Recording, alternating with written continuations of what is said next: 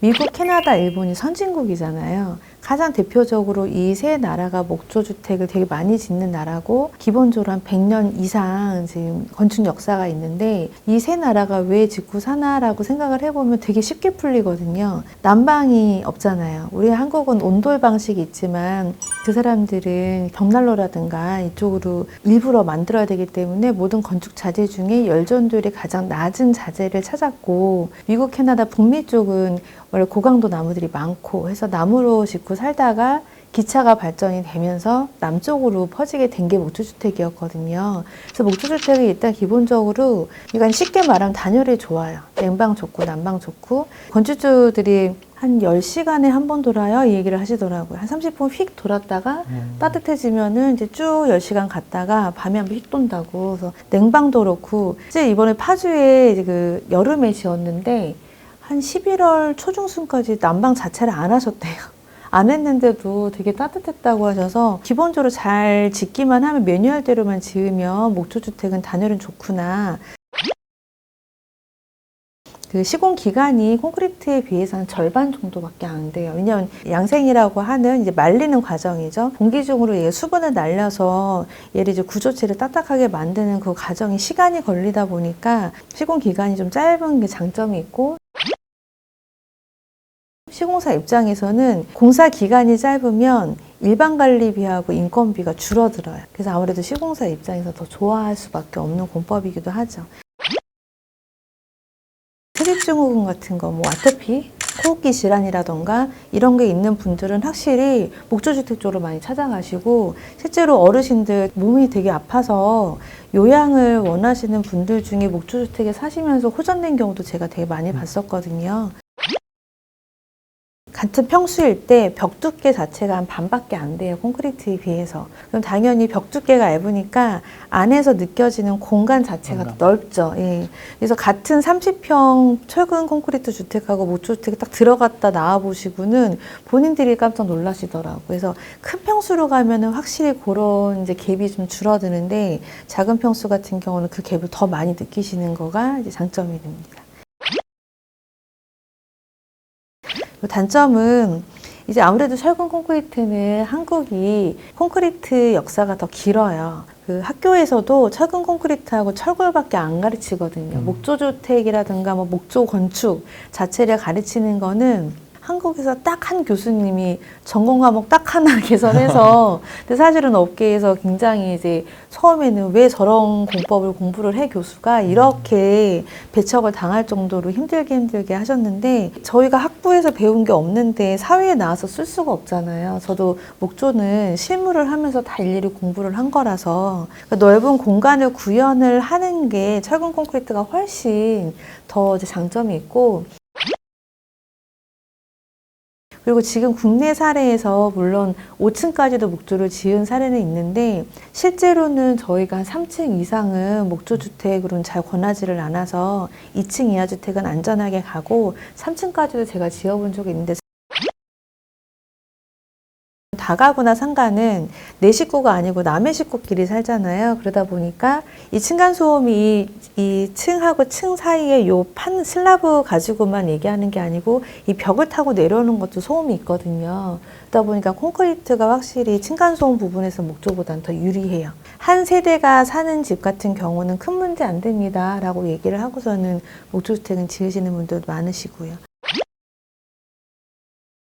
사실은 말씀해 주신 거에 단점을 장점으로 가져오면 그게 철근 콘크리트의 그냥 장점이 되는 부분이 있는 것 같습니다. 그래서 그 철근 콘크리트가 공사하는 데 있어 유연성은 떨어져요. 처음에 설계할 때 좀 큰 집을 짓거나 공간 크기, 뭐 디자인 이런 부분에 있어서는 크게 제약을 받진 않아요. 그러다 보니까 층수에서도 제약이 없고요. 가장 큰 장점이라고 볼 수도 있는 게 감정평가적인 부분에서는 철근 콘크리트가 좀 더 목조보다 많이 나오긴 하더라고요. 그래서 은행에서도 대출을 좀 더 많이 실행해주는 경우가 좀 있더라고요.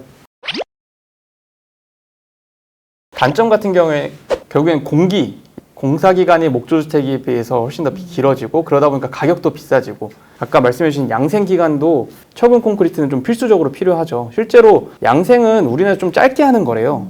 FM대로 한다 그러면 정말 뭐 한 달까지도 뭐 양생을 해야 제대로 된 집이 나오는데 우리나라는 뭔가 빨리빨리가 돼 있다 보니까 뭐 한 3, 4일 뭐 일주일 이 정도만 양생하고 또 바로 시작해버리는 경우가 있죠. 근데 원래는 이제 비가 오거나 눈이 오거나 아니면 영하로 떨어지거나 이러면은 철근 콘크리트 양생은 사실은 어렵기 때문에 겨울 공사도 어렵고 또 날씨에 대한 제약도 좀 많이 받습니다. 그래서 공기가 길어질 수 있고 거기에 따른 비용이 증가될 수 있다.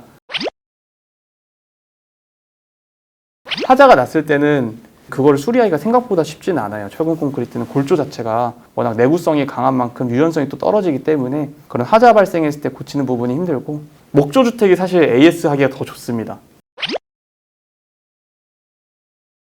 저도 목조 주택도 살아보고 아니면 경량 철골집도 살아보고 제가 지금 철콘집은 또 살고 있는데 굉장히 비염도 안 좋고 기관지가 안 좋은데 목조 주택 살 때가 가장 기관지가 맑아지는 느낌이 들더라고요.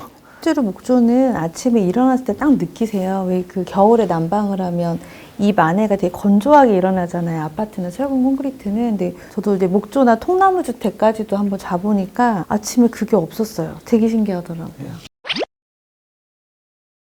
목조 주택의 가장 큰 단점은 인식인 것 같아요.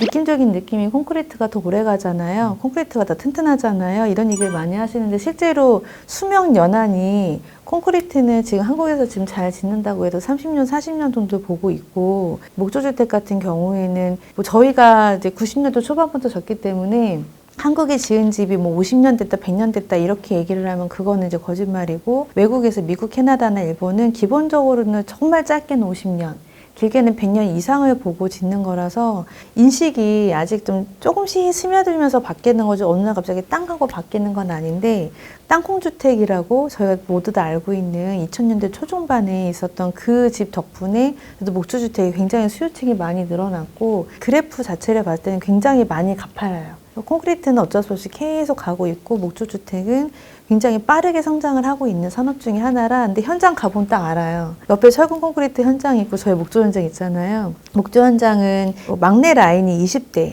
다 20대 초반도 많고 중반도 많고 되게 젊어요. 이 콘크리트는 아직도 어르신들이 이제 이렇게 지게 지시고 예, 시멘트 나르시고 하시는 거를 정말 너무 재미있게 딱 그거를 보니까 어찌 보면 비전을 보여주는 거고 이쪽은 이제 그냥 지금 현재 산업을 보여주는 거 아닌가라는 생각이 들더라고요.